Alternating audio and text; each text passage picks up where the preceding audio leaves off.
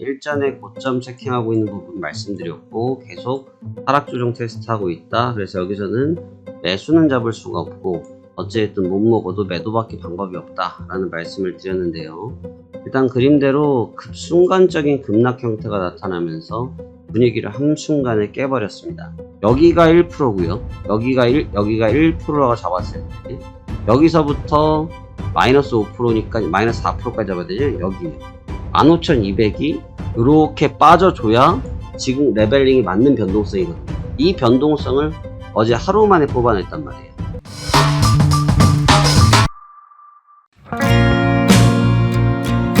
네, 안녕하십니까.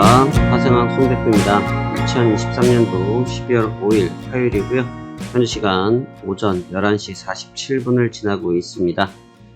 자, 지난밤 시장이 조금 움직였는데요. 자, 어떠한 변동성이 있었는지, 또 그럼 이러한 변동성에서 시장이 주고자 하는 의미는 무엇인지에 대해서 같이 한번 살펴보도록 하겠습니다. 간밤에 다우지수는 우선 시가에 하락 출발했습니다. 약 200포인트가량 하락 출발했는데 최근에 상승폭이 강렬했죠. 700포인트 이상의 강렬한 모습을 좀 줬던 이후에 어떻게 보면 첫 번째 조정이긴 한데 보시다시피 양봉으로 마감이 됐습니다. 여전히 다우지수 쪽은 강하다라고 볼 수가 있겠고요. 거래량의 미비한 점에 대해서 언급드리고 있긴 한데 여전히 거래량은 2거래일 연속 빈약한 모습을 보여주고 있지만, 물론 상대적입니다. 상대적으로 빈약한 모습을 보이고 있지만 그렇다고 기조적으로 매도하는 현상 또한 나타나지 않고 있다 보니까 시장이 강한 모습을 유지했다라고 볼 수 있습니다. 하락 출발했지만 그 하락 테스트를 개장 초반에만 했고요. 오히려 이후에는 시장을 좀 끌어올리면서 보합까지도 갔었고 이후 약보합에서 하락 마감하였습니다. 분위기 자체는 다우지수는 굉장히 강하다라고 볼 수가 있는 게, 일단 월봉으로 봤을 때는 연고점을 체킹하고 있는 단계이라서 강한 부분도 있고요. 또 하나는 기술주 쪽 섹터가 좀 약해지기 시작하니까 오히려 산업군 쪽인 다우산업 쪽으로 지수에 좀 수급의 몰림이 있었다라고 볼 수 있습니다. 근데 이제 다우지수가 어제 장 막판에 회복했던 부분은 사실 투자 심리에 좀 영향을 줬고요. 나스닥이 어저께 개장 전부터 하락을 했고 개장 이후까지 급락을 했었는데 이후 회복을 좀 했거든요. 근데 그게 심리적인 부분이 완전히 꺾이지 않다 보니까 다우지수의 분위기에 따라오면서 회복했다, 이렇게 설명드릴 수 있을 것 같습니다. 간밤에 나스닥 지수는 굉장히 좀 많이 움직였고요. 나스닥 지수는 많이 움직였고, 일단 일봉상 흐름을 좀 보도록 하겠습니다. 일봉상의 흐름을 보시면 일전에 고점 체킹하고 있는 부분 말씀드렸고 계속 하락 조정 테스트하고 있다. 그래서 여기서는 매수는 잡을 수가 없고 어쨌든 못 먹어도 매도밖에 방법이 없다 라는 말씀을 드렸는데요. 일단 그림대로 순간적인 급락 형태가 나타나면서 분위기를 한순간에 깨버렸습니다. 근데 이제 시장이 왜 하락했는지가 굉장히 중요한데요. 시장이 하락할 때는 이유가 있겠죠. 근데 이제 고점에서 우리가 이유는 나오지 않습니다. 왜냐하면 상승 중인 상태에서 어떠한 얘기가 나오겠습니까? 나올 얘기가 없겠죠. 근데 이제 하락을 하기 시작하니까 내용들을 만들어내기 시작했는데, 첫 번째로는 지난주 토요일 새벽에 있었던 파월 연준 의장에 대한 발언에 대한 부분인데, 지난 토요일 새벽에 파월 연준 의장의 발언에 대해서 시장이 재해석을 하지 않았습니까? 분명히 파월 연준 의장은 시장에 대해서 매파적으로 계속 언급을 했는데 더 매파적이지 않다라는 이유 하나를 가지고 시장을 회복했었단 말이죠. 근데 결국 그것은 거짓이었고, 그 부분 이후로 점진적으로 내려오다가 본장 다우지수가 시작하기 전에 그 내용에 대한 재해석이 나타났고, 재해석이라기보단 정석적인 해석이 나타났고요. 근데 이제 금리에 민감할 수밖에 없는 것은 이제 기술주들이지 않겠습니까? 기술주들이 영향을 받으면서 시장을 좀 끌어내렸습니다. 거기에 미 상무부에서 중국 반도체 관련된 수출 통제 관련 발언들을 여전히 하고 있다 보니까 기술주들이 좋은 분위기가 나타날 수가 없었고, 또 엔비디아 쪽에서 경영진 쪽에서 고가 매도가 나타났던 부분 때문에 심리의 붕괴가 이루어졌던 측면이 어제 하락의 원인이라고 볼 수 있습니다. 일단 뭐 기다렸다라기보다는 나와야 될 흐름이 일단 나왔기 때문에 지금의 하락이 뭐 어색하거나 그렇지는 않는데, 이제 중요한 것은 지금의 하락이 어느 정도까지 될 거냐는 좀 봐야 됩니다. 저도 이제 그 부분은 맞춰봐야 될 부분이지, 얼마까지 갑니다, 어디가 깨지면 얼마까지 갑니다, 그거는 너무 글쎄요, 실전 매매에서 전 도저히 쓸 수 없는 말. 뭐 예를 들어서 15,800이 깨지면 15,000까지 갈 거야, 뭐 이런 얘기들 하시는 경우들이 있는데, 여러분 어제 15,800이 깨졌거든요. 그럼 이제 15,800이 깨졌는데 지금 15,721까지 갔다가 반등이 나서 15,833이거든요. 그럼 여기서 급락했을 때는 하방이었고 여기서 반등하니까 상방이냐 이거죠. 또 그렇진 않을 거란 말이죠. 그래서 그 점을 좀 유심히 보셔야 되기 때문에, 그것을 어디가 깨지면 얼마가 간다, 그건 너무 지나고 난 차트에다가 줄만 그어놓고 언급하는 부분이라 저는 부질없는 행위라고 생각이 들고, 지금 현재 구간에서 밴드가 일단 하향 이탈했다는 점은 좀 눈여겨서 보셔야 될 것 같습니다. 더불어서 어제 금 가격의 움직임이 굉장히 좀 많았어요. 금 가격의 움직임이 많았는데, 어제 오전만 하더라도 급등을 하고 있었던 금이 새벽녘에는 급락을 좀 맞으면서 되돌아와 버렸습니다. 근데 이제 급락으로 보이긴 합니다만, 사실 일봉상으로 보면 고점을 찍고 신고점을 찍고 차익 매물이 나온 부분, 거래량 보시죠. 거래량이 나오기 때문에 아직 트렌드는 여전히 우상향 쪽에 가이드라인을 잡고 있다고 볼 수 있기 때문에, 제가 계속 언급드렸던 이유 중에 하나가 뭐냐면, 제 영상을 쭉 돌려보시면 앞에도 나와 있지만, 이 안전자산이 계속 이런 식으로 움직인다고 하면 아무리 무슨 큰 손이 들어와 있니, 뭐가 ETF가 들어왔니, 뭐가 됐니 해도 뭐 사실 안전자산 쪽이 계속 올라가고 있을 때 주가가 좋은 모습을 기대하는 건 좀 무리가 있는 게 사실이에요. 근데 이제 그걸 배제하고 싶은 거겠죠. 이걸 그냥 이 흐름이 너무 좋으니까 그걸 배제하고 싶을 때, 결과적으로 이미 이 가격대 수준에서부터 어떤 일이 있었습니까? 안전자산 쪽이 이미 가격이 계속 치고 올라왔었기 때문에 오히려 주가의 하락이 좀 늦었다라고 볼 수 있어요. 그러니까 이 거래일수로 따지면 거의 한 5일 정도가 늦게 움직인 거거든요. 5일.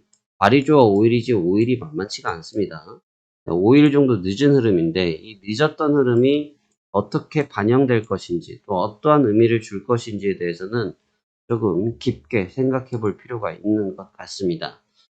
일단 분위기는 분명히 잡혔어요. 분위기는 잡혔고 일단 조정 테스팅 구간에 들어와 있는데, 이제 결국은 진폭, 변동성의 폭, 그다음에 타이밍, 언제 어떻게가 되는지가 중요한 관건이 될 것 같습니다.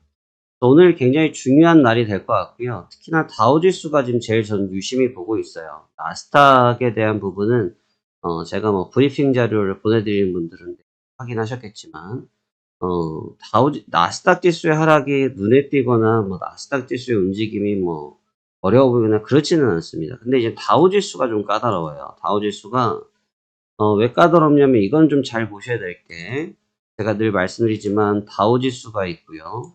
그 다음에 나스닥 지수가 있고요. S&P 500 지수가 있어요.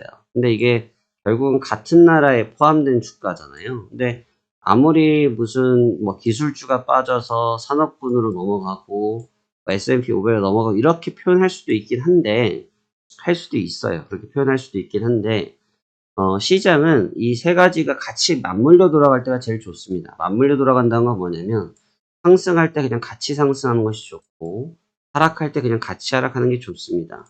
특별히 얘가 상승하니까 얘가 하락하고, 얘가 상승하니까 얘가 하락하고, 이러한 방식은 오히려 부담을 좀 가중시킬 수가 있거든요. 그래서 어젯밤에 반등도 사실 보면, 나스닥의 이 반등 시간이 새벽 1시였단 말이죠.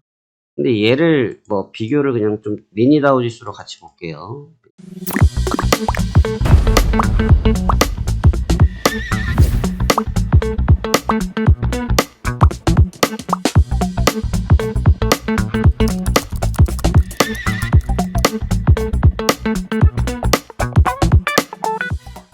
저는 미니다우 지수를 잘 보진 않는데, 얘랑 같이 비교를 해보시면 좀 감이 오실 텐데, 다우지수 같은 경우는 지금 보시면 추세가 여전히 살아있죠. 일봉상 보시면 다우지수 당연히 살아있으니까 여전히 살아있는데, 이 시간대 회복을 할 때 보면 다우지수의 요 파동이 좀 있었어요. 요 파동이. 지금도 물론 연동을 좀 하고 있고.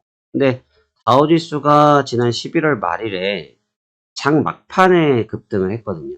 11월 말일에 장 막판에 급등을 했어요. 근데 그게 왜 급등을 했냐면 월 말에는 윈도우 드레싱이라는 게 있거든요. 윈도우 드레싱이라는 것은 포지션 포트폴리오를 정리하기도 하고 매입하기도 하거든요. 근데 그런 매입 구간이 좀 들어왔어요. 그래서 제가 수급에 이동이 생겼다라는 말씀을 드린 게 뭐냐면, 기술주들은 이미 어느 정도의 목에 찼고, 목이 어느 정도 차다 보니까 산업군 쪽으로 넘어갔는데, 그 산업군 쪽에 대해서 12월 달에 기대가 되니까 자금이 좀 이동된 경향이 있다는 거죠. 그게 이제 바로 11월 말에 이루어졌고, 근데 그런 드레싱이 짧게 끝나는 드레싱도 있는데, 이번 같은 경우는 11월 30일 날 드레싱을 하고 12월 1일까지도 좋았어요. 어제는 물론 조금 쉬어가긴 했습니다만, 그 드레싱이 계속 이어지고 있다는 거죠. 1일, 2일 계속 이어지고 있다는 거예요. 그래서 이 다우지수는 결국은 가장 크잖아요. 우리가 뭐 지수를 보시더라도, 지수를 뭐 뉴스에 보시더라도 다우지수를 갖고 많이 언급하지 않습니까? 결국은 이 대표적인 성격을 갖고 있단 말이죠. 우리가 뭐 예를 들어서 어느 회사 대표, 어느 당의 대표, 이건 당의 대표, 그분들의 발언들이 중요하잖아요. 그분들의 발언이 중요한 건 그게 결국은 전체적인 흐름을 언급하는 부분이기 때문에 중요한 부분인데, 현재 나타나고 있는 다우지수의 움직임이 좀 까다롭다. 그래서 굉장히 까다로운 편에 속하고, 지금 이 타이밍에서 과연 오늘 밤에 조정을 받을 거냐, 아니면 여기서 더 올려줄 거냐는 좀 저도 봐야 될 부분인 것 같습니다. 지금 거래 양상을 봐서는 지금 거래 양상은 좋거든요. 거래 양상은 좋은 편인데, 이 거래가 지금 보시다시피 직전 드레싱 거래량을 넘어가지 않고 있어요. 그래서 오히려 이게 지금 투심이 지난 밤부터 좀 변화되어지고 있기 때문에 투심에 의해서 빠르게 매도화될 가능성도 열어는 두고 있지만, 그거는 이제 제 생각일 뿐이지 실제 시장에서 그러한 상황이 안 나타날 수도 있어요. 그래서 그 점을 좀 유념해서 보셔야 될 것 같고요. 또 하나는 이제 금 가격인데, 금 가격 같은 경우도 마찬가지입니다. 금 가격도 마찬가지인 게, 어제 주간이죠. 어제 주간에 오버슈팅이 걸리면서 신고점을 찍어줬는데, 여기서 신고가를 간 이후에 지금 바로 급락이 나타났거든요. 근데 이제 만약에 이 신호탄 자체가, 지금 다우지수에서도 보셔야 될 부분이 바로 이 부분인데, 이 부분이 과연 조정의 신호탄이냐 이거죠. 이 부분이 조정의 신호탄이 된다고 하면 이 가격이 눌릴 거라고 봐야 되는데, 그러면 안전자산 쪽에서 자산이 빠져나간다고 봐야 되거든요. 그럼 과연 그랬을 때 금리나 국채의 움직임이 어쩔 것이냐도 연관해서 봐야 돼요. 그래서 봐야 될 부분들이 좀 많아졌습니다. 좀 간결했던 상황이었는데, 어제 변동성이 좀 비대칭성이라고 표현이 맞을 것 같아요. 그래서 오히려 어떻게 보면 대형상을 보시면, 꾸준히 보신 분들은 아시지만, 이 국채 같은 경우도 제가 설명을 드렸었죠. 현재 국채가 있어야 될 가격의 수준이 얼마냐라고 했을 때 4.3 이상, 4.35 요 정도 사이가 될 거다라는 말씀을 드렸는데, 어저께 이 구간에서 이 국채가 4.3을 확인하고 눌렸어요. 근데 이제 국채가 왜 눌렸냐라고 보면 이 금 가격 때문에 그렇거든요. 그러니까 지금 금 가격은 달러 인덱스에도 영향을 받고 있고 국채에도 영향을 받고 있어요. 근데 지금 국채는 어찌 되었든 지금 가격에서 계속 다운 레벨 되는 거는 분위기가 좀 애매한 거죠. 왜냐하면 국채가 일단 하락하면 기본적으로 주가의 강세론이 나타날 수가 있고, 국채가 반등을 하기 시작하면 주가의 조정론이 나타날 수가 있거든요. 근데 결국은 이 골드의 시세 변화가 보통 나온 게 아니에요. 어제 같은 경우는 보통 나온 수준이 아니고, 고점이 플러스 3.0%, 고점이 캡처를 해드릴게요. 고점이 플러스 3.0%고 저점이 마이너스 2.45%예요. 플러스 마이너스 토탈 5.45%의 변동성이 나왔거든요. 그러니까 이 5.45%의 변동성이 어느 정도인지 감이 안 오실 수도 있는데, 그냥 이자 5% 되는 게 아닙니다. 이자 5% 되는 수준이 아니고, 나스닥 지수로 그냥 많이 평가해서 보면 여기가 1%고요. 여기가 1%라고 잡았을 때, 여기서부터 마이너스 5%니까 마이너스 4%까지 잡아야 되죠. 여기요. 15,200이 이렇게 빠져줘야 지금 레벨링이 맞는 변동성이거든요. 이 변동성을 어제 하루 만에 뽑아냈단 말이에요. 물론 이제 금이라는 특수성이 있었고, 어제 고점 갱신했다는 특수성이 있었기 때문에 가능한 부분이긴 하지만 여하튼 변동성이 너무 컸어요. 이제 이 변동성이 크기 시작했다는 건 뭐냐면 지금 아까 말씀드렸다시피 나스닥이 5일 늦게 움직였단 말이죠. 가격적으로 늦게 움직일 때는 시차가 있단 말이죠. 시차. 그러니까 지금 연준 쪽의 발언도 토요일날 새벽에 나왔고 토요일날 새벽에 저도 3시까지인가 쉬는 날이라서 다음날이 쉬는 날이지 않습니까? 저도 3시까지 뭐 Q&A 보고 하다가 마감을 쳤는데 그때 내용을 보더라도 그게 이제 금요일 토요일날 반영을 하고 그게 재해석돼서 풀이가 되는 과정이 언제 됐냐면 월요일 어젯밤에 됐어요. 어젯밤 10시 11시경에 됐거든요. 재해석이. 그러니까 단순 거래 시간으로 놓고 봐도 일단은 11시간이 썼다는 얘기고 요일로 따지면 거의 이틀을 쓰게 된 겁니다. 상당히 영향을 많이 줬겠죠. 그래서 지금 시차가 좀 있어요. 그래서 지금 자산들의 움직임들이 계속 빠르게 나타나고 있다는 것은 시장 전체의 움직임으로 환원될 수 있는 부분이 있고 또 그 부분이 당장이 아니고 시차를 두고 움직인다는 점을 고려하시면서 접근하는 것이 좋아 보입니다. 무리할 필요는 없습니다. 지금부터는 이제 기세 싸움은 어느 정도가 됐고요. 이제부터는 기술적 싸움 구간에 들어왔습니다. 기술적 싸움 구간이라는 것은 앞서 말씀드렸던 타이밍과 그 다음에 진폭을 잡아내는 그런 타이밍 구간에 들어왔기 때문에 그 점에 좀 집중하시면서 접근하셨으면 좋겠습니다.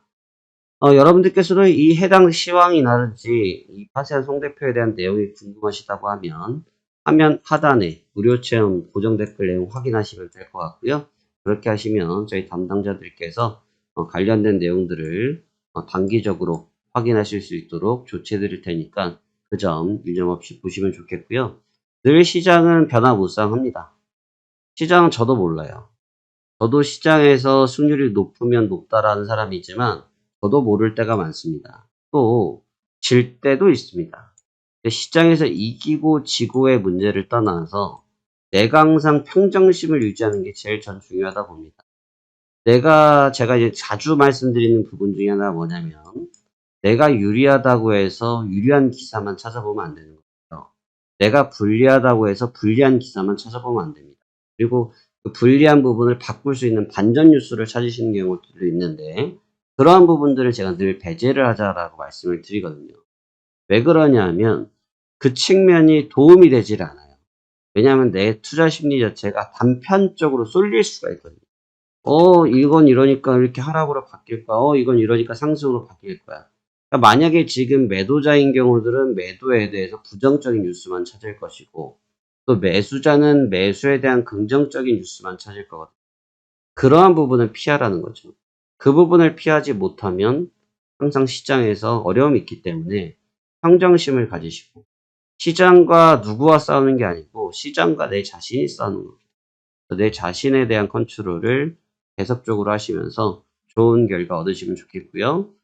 지금 지금 보시면 11월 20일, 21일부터 그 다음에 12월 1일까지 거의 뭐 열흘 이상 고점에서의 박스권 그리고 방향성 테스트를 어저께 처음으로 시작했습니다. 중대 변곡점이 들어왔다는 얘기겠죠.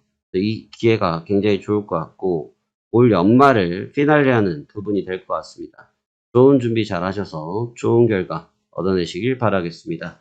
감사합니다. 파생왕 송 대표였습니다. 여기까지 하도록 하겠습니다.